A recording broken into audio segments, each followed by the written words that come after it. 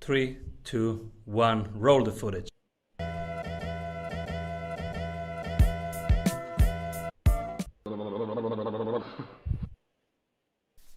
Welcome back, everybody. I'm your host, Simon Severino. What if you could hang out with sprinters and ask them about their problems, their workflows, and how they solved their problem? That's exactly what we do here at the Strategy Sprints podcast. And today we explore with the president of Diamond Equity Advisors why having a financial advisor makes a difference for you and how to manage your wealth the right way. Welcome, everybody. Perry Jeffries.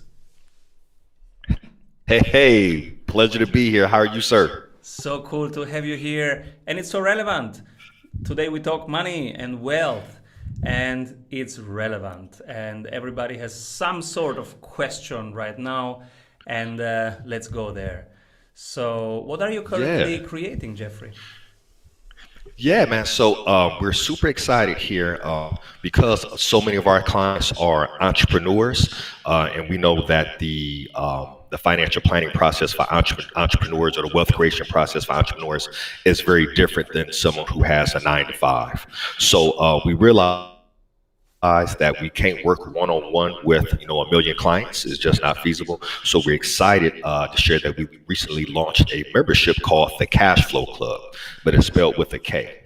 So the Cash Flow Club, and what it is, Simon, is it is a financial Netflix, if you will. So an area for entrepreneurs, startups, 6 and 7 figure entrepreneurs to go to get the financial information that pertains to them as entrepreneurs and small business owners. So we recently launched that, man. We're super, super excited about that because we know we're going to be able to help so many entrepreneurs who we know need that guidance around their finances, whether it's managing the cash flow, investing, or whatever the case may be. Beautiful. And you are a special expert because you are the first person on this podcast who is certified also to advise on crypto related investments. I didn't even know that there is a certification yet. Where can one become certified? Yeah, man. So we got certified through RIADAC, RIADAC. I think they recently changed their name here since I've been on vacation from the email I received. But with crypto and digital assets being such a popular topic, you have to address it. So you'll find most older school financial advisors are kind of late coming to the game. They're like, oh, that's something that your kids are invested in. This is what you should do with your real money. And we realize that that's not the way to think about this thing. Cryptocurrency, digital assets are not going away. Blockchain technology is not going away. So we took that step forward to go and get certified in the space so that we could help our clients, especially, again, those business owners who are looking to try to create wealth and understanding that they may have to have a faster process than I'm going to work for 40, 50 years and retire. So we do see, cryptocurrency and digital assets as a piece of the overall financial planning or wealth building strategy. So yeah, we're super excited about it, man. It was fun going through vacation because I learned so much more than I actually realized as well. Absolutely. And personally, I can't wait until we get to the Bitcoin part because right today I was selling stocks and shifting everything into Bitcoin. I'm right now at 31% pure Bitcoin of my overall portfolio, which is super aggressive, super risky. And so I'm excited. And many here are thinking about this because right now Bitcoin is at 33,000. And, we had 60K in 3 months ago.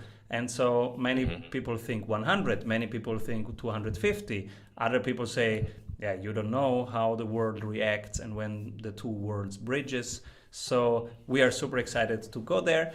But first, tell us one example. So who is it that comes to you? They are business leaders and they have some financial acumen. But what is it? Why should we have a financial advisor nevertheless?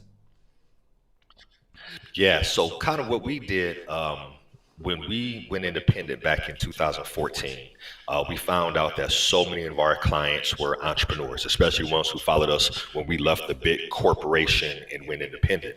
And what we found after we started working with them is, man, y'all don't need investment strategies as much as you need someone to help you manage the business finances. So think about it this way.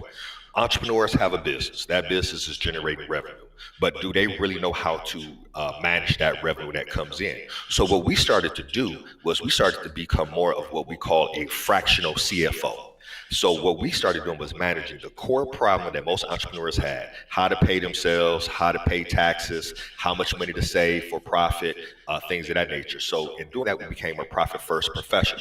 I'm kind of giving this backstory here to kind of bring it all together here for you. So the person who typically comes to us is the business owner who's usually doing less than 5 million a year in revenue, and I'm saying this in U.S. dollars, 5 million less in revenue, because they have a healthy business that's generating income, but they really don't know how to pay themselves, when they can hire, the profit that they should be making, really understanding their margins. They don't understand all of that stuff.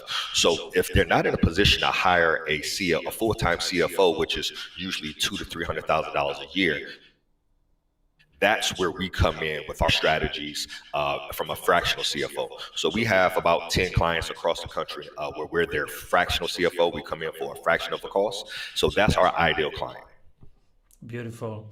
And so you help people create that wealth and make the business being a wealth generating machine, and a well-oiled machine that they can actually enjoy, because with that volume you shouldn't you should enjoy, right? It's not a hustle anymore. Now it's about scaling, and scaling is the cool part of a business that you really can enjoy.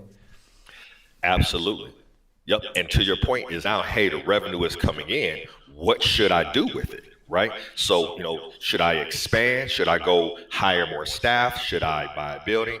But your finances should be able to tell you that. So we help that entrepreneur, that small business owner, listen to their cash flow, so that the cash flow dictate when they should turn left or turn right, and then kind of get into the investment piece, when they should start investing and how they should invest. So you're spot on. We turn the business into a well-oiled machine that kicks off the cash or the profits to be able to create wealth. Which is beautiful, and hopefully we can help some people here find inspiration, because this is so important. And then comes what I have learned over the years, and I wish I had learned this before. Then comes this point when you are here at the scaling point. Now it's about finding the leverage, finding the multiplier, the one thing that when you do it, it makes 10x, 5x, 2x, 1.5x, whatever. Find that thing. So we have now this engine, it's working, and the first question now, how to reinvest the profits. You are also a profits first certified consultant, so you help your people see their profits, and every month they know exactly, okay, that's the profit part. Now from this profit part, what's the best way to manage our wealth? What will be growth generating activities? And one of them, of course, is letting your money work, or your assets work for you, which in sometimes may be even a multiple of what you can even earn, or your team can earn. So yeah. So where we go with that is we believe in making things, simplifying things. Sometimes we can all overcomplicate things, especially us as entrepreneurs. We want to overcomplicate stuff. And what I found is we have to think about financial planning, especially for the small business owners. It has to be in terms that my 11-year-old daughters can understand. So what we do is this. So let's say your business is cash flowing, is healthy. What do we do with the profit? So we look at it simply this way. We actually create 3 different buckets. Okay. So you have a now bucket, a soon bucket, and a later on bucket. Your now bucket is money that you need, say, in the next 0 to 12 months, so in less than a year. In that bucket, you just keep it in cash. We don't invest those dollars. If you need in 6 months to go buy a house or a building or a car, or whatever the case may be, we don't invest that dollars, we leave it in cash. Then you have the soon bucket. The soon bucket is money that you say, hey, I'm gonna need in probably 2 to 10 years. Okay. In that bucket, we want to invest it, but we want to try to outpace inflation. So here in the US, inflation is coming in, say around 3, 4%. In that bucket, we don't need to knock the cover off the ball. We don't need a home run. What we need in that bucket is probably, 5 to 7%. Okay.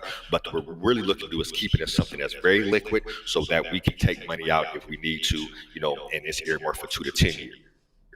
And then you have the later on bucket. So that's the bucket that say 10 years out.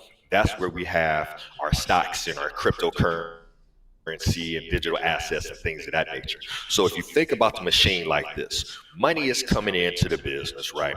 You've now divided everything up into income, profit, taxes, owner's compensation, operating expense. So you have those five envelopes, if you will.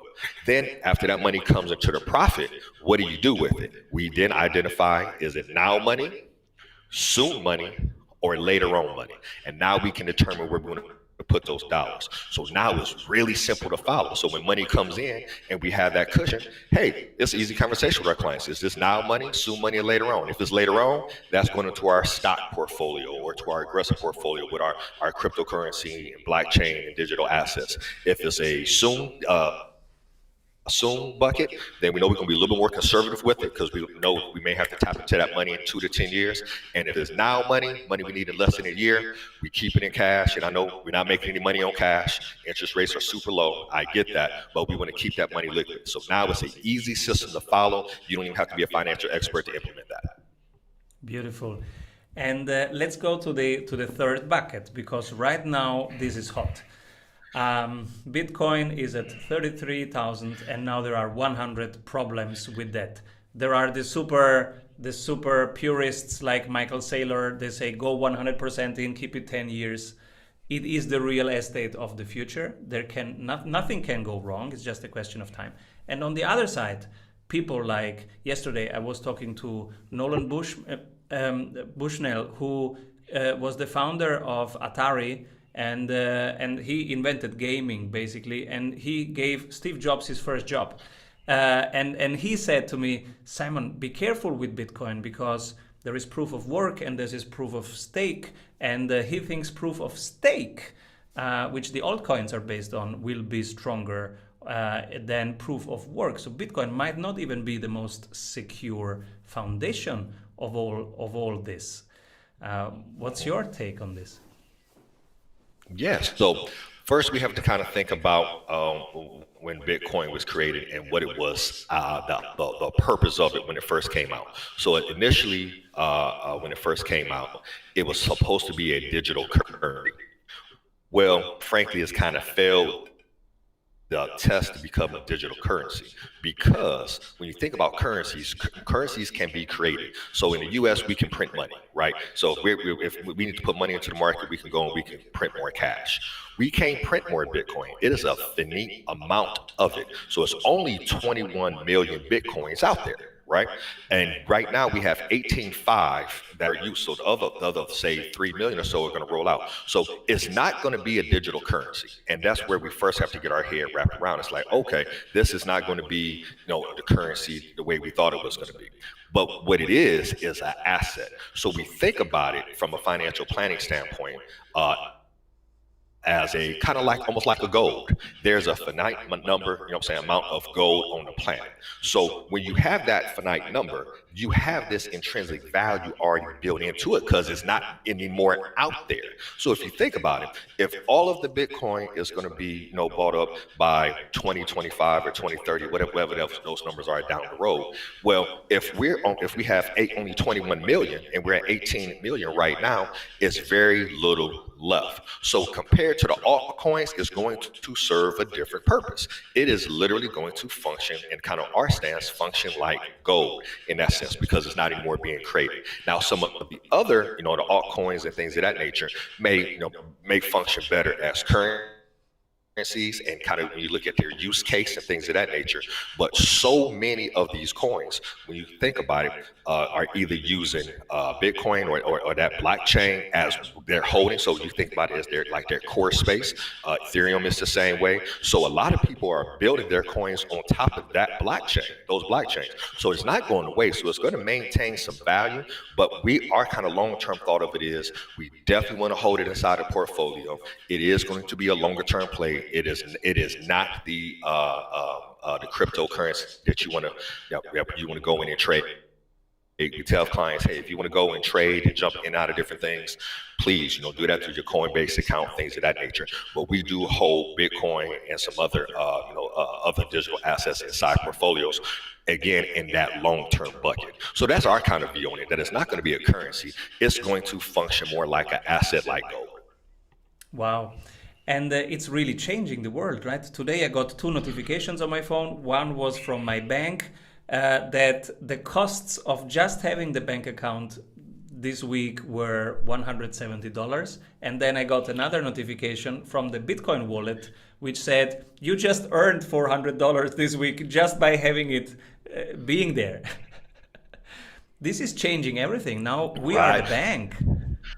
Oh, yeah. When you think about it, so the whole decentralized finance is where this is going. Like I saw when I got a notice from my wallet, like you now can actually get a line of credit based upon the Bitcoin that you own. And it's like, wow, you don't have to go to the bank and have to, give your blood type and your third born and to try to get a loan. You can now get that financing in-house in that cryptocurrency space.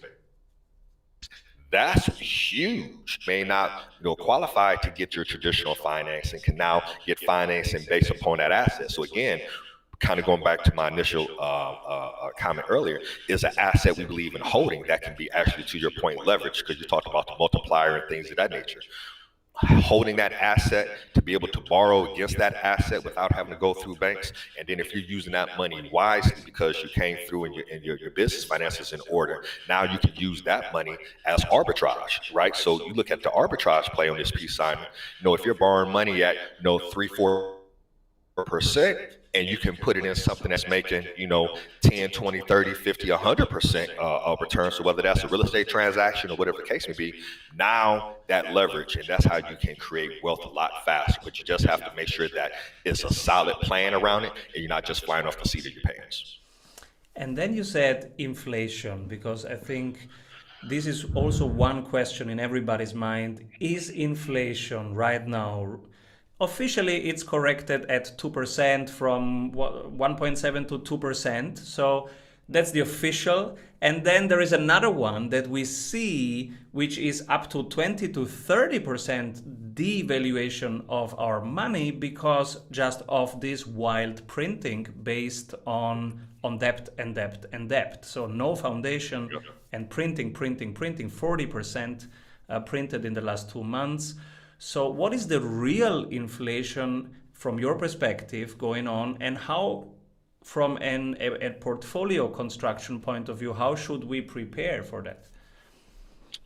Man, great question. So to your point, when you look at the hyperinflation because of the printing of the money, the devaluing of cash and things of that nature, we know it's someplace in the middle, but all of us are kind of like, well, what is that middle place? Is it the 5? Is it the 10? Is it the 15? So we really don't have a crystal ball on that one to say, hey, this is where it is. Take a back from that type of macro level, if you will. Take a step back and say, okay, inflation typically is how the cost of goods and services increase over time. Right.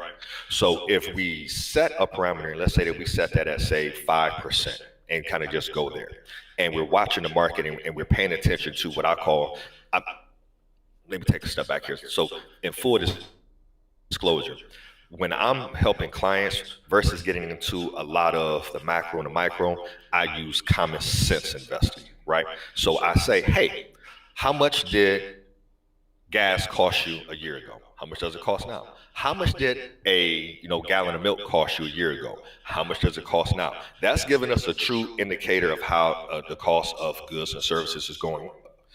we can then back into that number and say, well, if it's going up by 5, 10%, then we know that is the point in that we need to say, hey, our money needs to grow at that 10%, right? So we pay attention to things that way. So kind of going back to your initial question, our thoughts on it, how you build your portfolio, pay attention to your consumerism, how you spend your money, and how your money is spending is going to be the best indicator of what's really going on with the market. Because we can kind of hear a lot of the noise going in the background. Hey, is this? Hey, is that? But really what it comes down to is how much does that gallon of milk, how much does that loaf of bread cost compared to a year ago? If you're paying attention to those numbers as a consumer, then now you can reverse engineer and say, man, I need to grow my money by this percent based upon what's going on. And then you can also make that adjustment as well. Then when you get to that portfolio, now, soon, and later on, the now money, you're going to lose that money. You're going to lose that battle to inflation. Right now, cash is not earning anything from that standpoint. So you're going to lose that one. So that's why we only keep what you need for expenses that's going to be in the next year or so.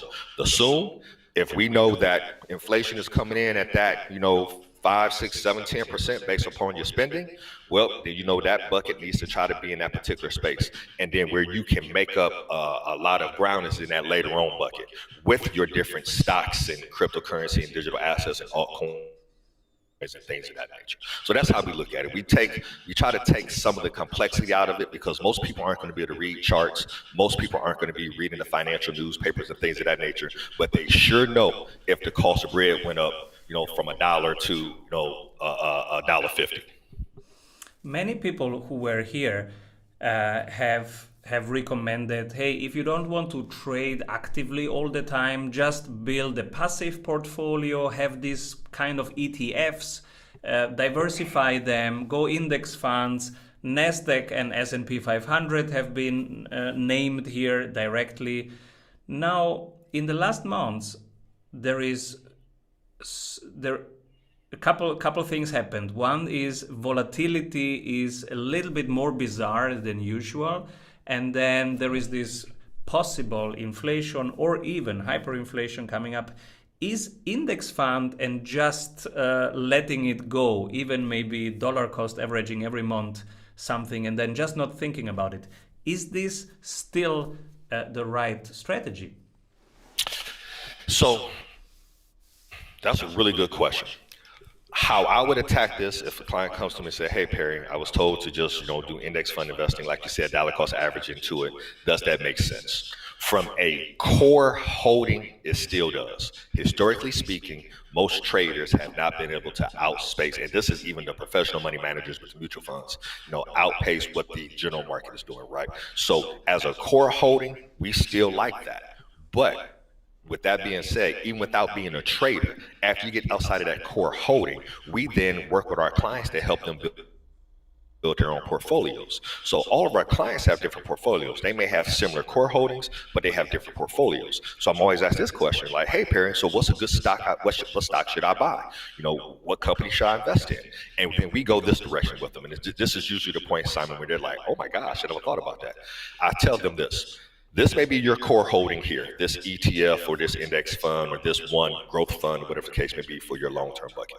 Then I say, now, what I need you to do is go to your bank statement.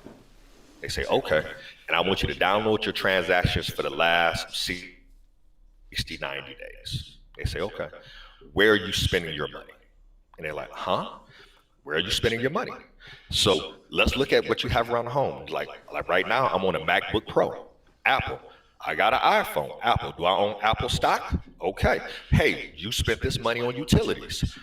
Do you own that utility company, right? Hey, you spent this money on, electronics, or like in our case, the pandemic had everybody working virtually from home, which means a lot of people have a lot of apps that they're using to be able to run their businesses.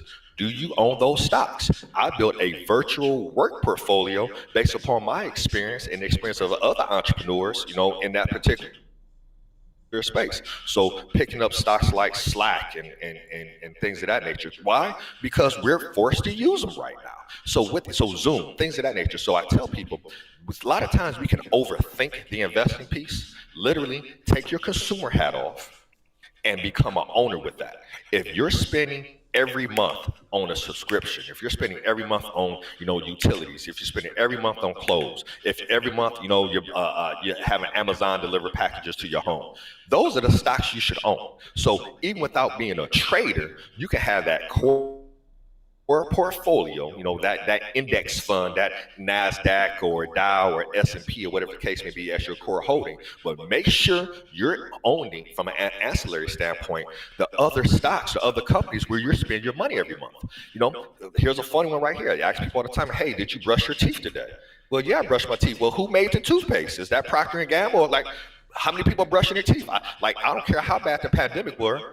Even though we were social distancing, people were still brushing their teeth and still using toilet paper. Figure out who's right. Figure that out and own that. So that's my 2 cents on the portfolio. Again, we simplify everything. We try not to get too caught up in this space because people can't understand it. But if we say, hey, where do you spend your money every month? And if you see it on your bank statement every month, that's probably a stock or a company you should own. Beautiful. And I'm so curious who you nominate for the strategy award after one word from our sponsors. Yeah. Hey, if you like the tools, go grab them for free at strategysprints.com/tools. So when everybody's zigging, this person is zagging. But from your perspective, they're doing the right thing. Who do you nominate? I'm going to nominate a friend of mine. His name is Flame Newton. And Simon, the reason I'm going to nominate him is he has a wild story. He's actually we actually had on an episode of one of our podcasts, and he's a credit specialist. Has actually been earmarked as the top credit specialist in the entire United States of America. But his story is pretty amazing in that he became a credit specialist for stealing credit reports, people who had horrible credit. So he wasn't stealing credit. He actually spent time in federal prison for this. So his story is pretty amazing. So he had credit and learned how to take the people with the 400 scores to become 700 and 800 scores, and he spent some time for it. But because of that, since he's been released, and this happened years ago, he's just an expert in this space. He's recognized by some of the top people in the credit industry, as far as like the major firms like the TransUnion and Equifax and the Experian and things of that nature. And recently just released a book. I think it's called The School of Credit, Flame Newton. But that's who I would nominate, man, because his amazing. He always goes against the grain. Oh, well, I thought I was supposed to do this to build my credit. And it's like, no, you should be doing this. And how does he know this? Because he's been in the back rooms with the experts. He learned the business to the point where he could build a credit profile to, capture millions of dollars. So he's definitely that person who is zigging when everybody else is zagging. 3 books that inspired you. Oh, man. So here recently, it has to be Making Money is Killing Your Business. The author is Chuck Blakeman. Phenomenal book. I won't go through the whole book, but the thing that's really stuck out to me when I read the book, and it really spoke to me at the time, this particular time of my life as an entrepreneur in my entrepreneur journey, said you have to have 3 systems to do well in business. You have to have a system for operations. You have to have a system for marketing. And you have to have a system for your finances. And the reason it resonated so well with me, Simon, is because I was like, well, what do we really help our clients with on the financial side? Really what we do is help them build systems.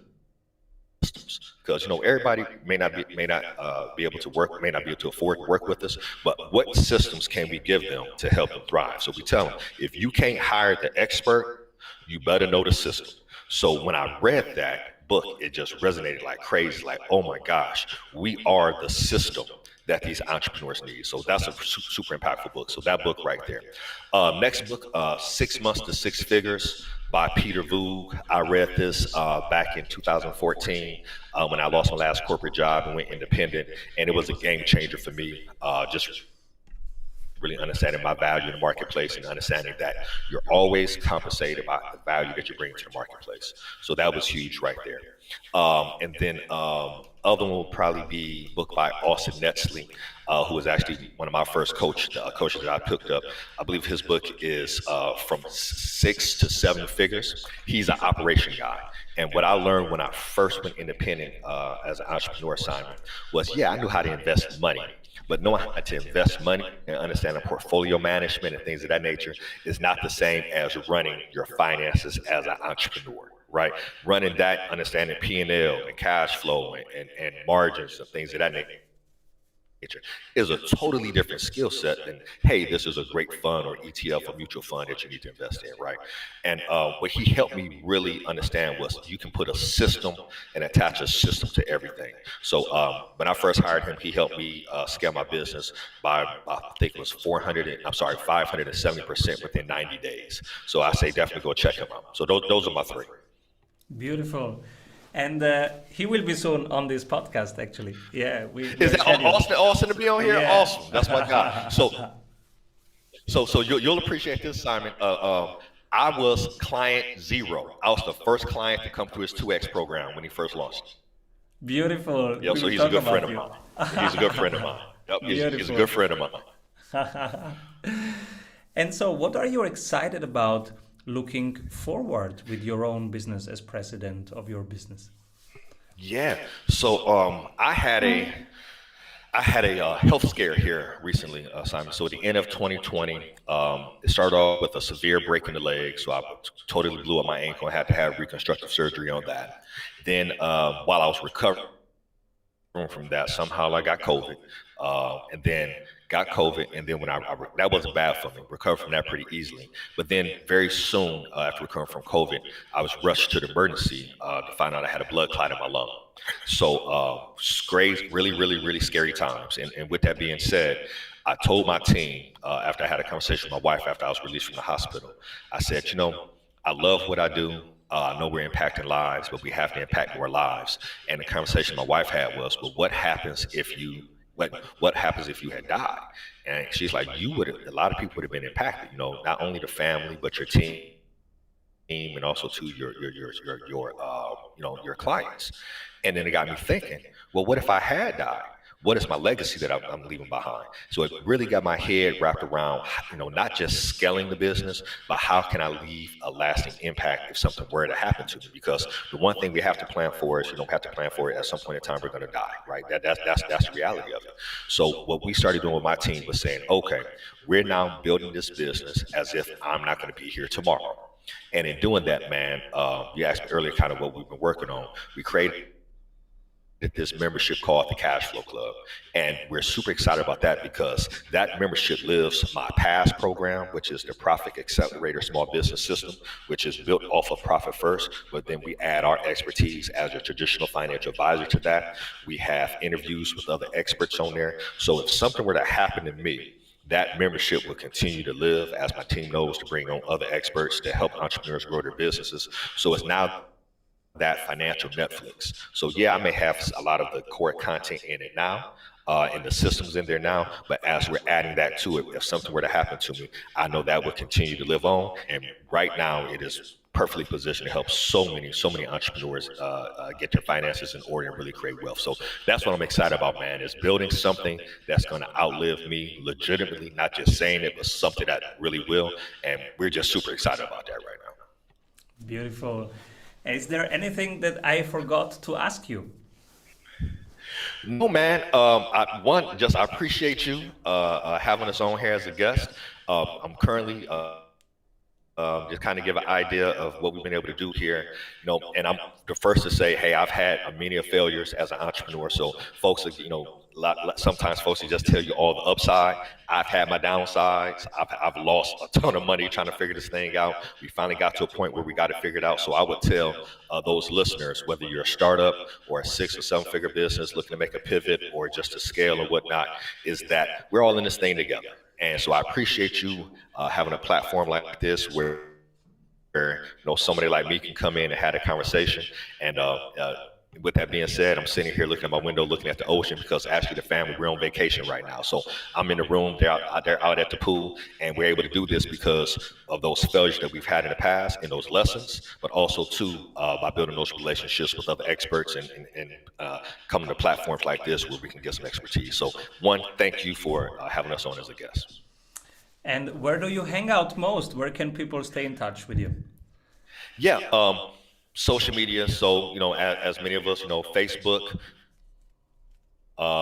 You can go to, actually, if you go to perryjeffries.com, you'll have access to become a member of the Cash Flow Club if that's something that you desire. Our YouTube channel, some of our other complimentary content and whatnot, links to the IG. So if you go to just perryjeffries.com, that's a great hub for you right there. So definitely people can connect with us on there and ask any questions. perryjeffries.com. And since this audience likes podcasts, tell us a little bit about your podcast.